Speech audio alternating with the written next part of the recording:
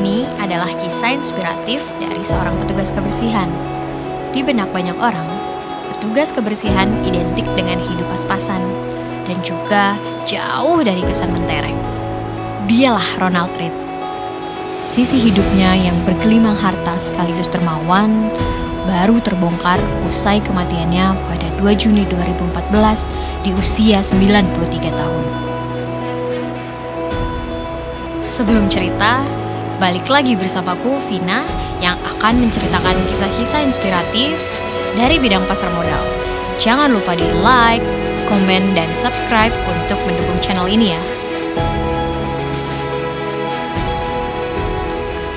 Oke, kita mulai dari kisah hidupnya yang sederhana dan mungkin bisa jadi teladan buat kita semua.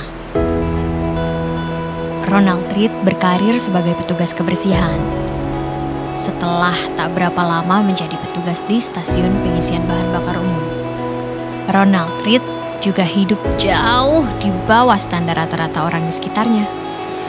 Mengendarai mobil biasa yang bukan mobil mewah untuk mobilitas harian. Dia juga jarang sekali makan di luar rumah, kecuali sarapan murah di kedai sekitar lingkungannya. Ronald Read juga memilih untuk memarkir mobil tuanya yang cukup jauh dan berjalan kaki lebih lama untuk menghindari tarif parkir sepanjang bekerja. Urusan liburan? Jangan tanya. Rekreasinya malah produktif, tidak konsumtif. Alih-alih bayar sewa lapangan golf atau bepergian, pria yang lahir pada 1921 di Vermont, Amerika Serikat ini malah menikmati memotong kayu pada momen liburannya. Kayu yang dia potong kemudian digunakan sendiri untuk bahan bakar pemanas ruangan. Hemat uang. Dia juga menghindari membeli terlalu banyak buku tanpa harus mengorbankan kebutuhan membaca. Gantinya, dia pilih untuk rutin mengunjungi perpustakaan di sekitar lingkungan rumahnya. Dari segala pola hidup sederhana itu, sudah cukup bagi orang sekitarnya untuk menganggap bahwa Ronald Read memang tidak punya uang. Bahasa kasarnya adalah golongan kurang mampu.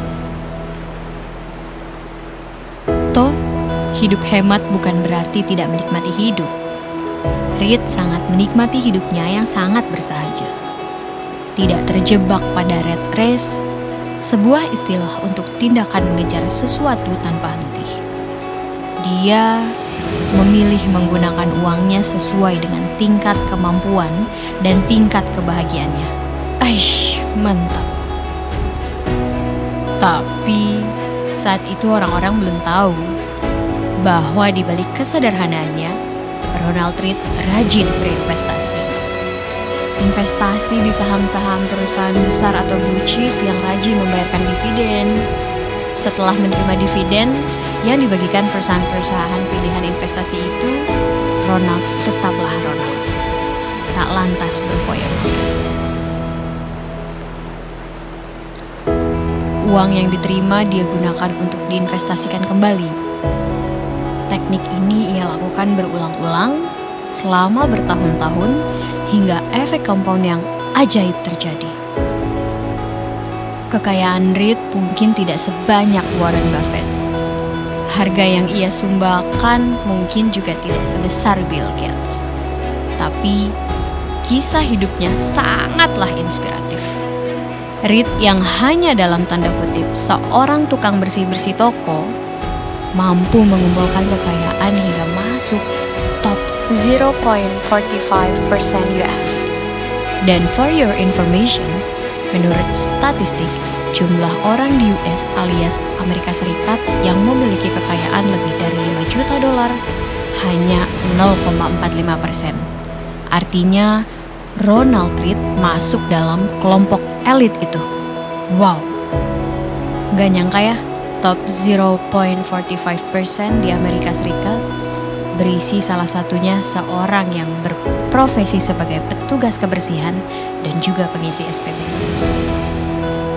Dan sekali lagi, Itu terjadi karena pola hidup sederhana dibarengi dengan konsisten berinvestasi. Teknik investasi saham REIT sungguh simpel. Cari perusahaan besar dengan fundamental bagus dan rajin membagikan dividen. Uang dividen lalu diinvestasikan kembali. Lakukan berulang-ulang hingga keajaiban compound effect seperti sudah saya bilang tadi benar-benar terjadi. Walaupun mungkin butuh waktu belasan hingga puluhan tahun. Kisah Ronald Read membuktikan bahwa orang yang tidak punya pekerjaan dan pendidikan yang tinggi pun bisa sukses di dunia saham. Di akhir hidupnya, dia meninggalkan kekayaan sebesar 8 juta dolar atau setara dengan sekitar 100 miliar rupiah. 6 juta dolar dia sumbangkan ke rumah sakit dan juga perpustakaan, sementara sisanya dia wariskan ke anak dan teman baiknya. Kisahnya di bidang filantropis pun tidak kalah menginspirasi. Kekayaan yang dia kumpulkan puluhan tahun ternyata sama sekali tidak ditujukan untuk dinikmatinya sendiri, melainkan ditujukan untuk kepentingan sosial dan keluarganya. Bagaimana menurut kalian? Cukup inspiratif bukan? Seseorang yang bekerja sebagai petugas pengisian SPBU dan tukang bersih-bersih bisa mengumpulkan kekayaan sebanyak ini? Oke teman-teman, sampai di sini dulu ya cerita Vina mengenai Ronald Read-nya. Nanti akan selalu ada cerita-cerita menarik lagi yang akan aku ceritakan. Jadi jangan lupa untuk mendukung channel ini dengan like, komen, dan subscribe ya. Sampai jumpa.